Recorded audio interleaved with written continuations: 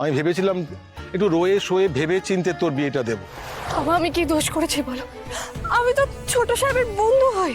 না, তোর তো কোনো দোষ নেই, সব দোষ আমার। তোকে স্বাধীনতা দেওয়াই আমার ভুল হয়েছে, তোকে বেঁধে রাখাই উচিত ছিল। বাবা ছোট সাহেব আমাকে নিজের বন্ধু হিসেবে মানেন।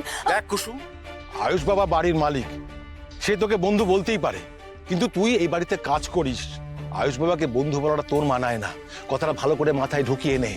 বাবা আমি নিজের জায়গা ভুলে যাইনি, কিন্তু বিশ্বাস করো আমায়, আমি কোনো দোষ করিনি। দেখ কুসুম, বিশ্বাস অবিশ্বাসের প্রশ্ন নয়।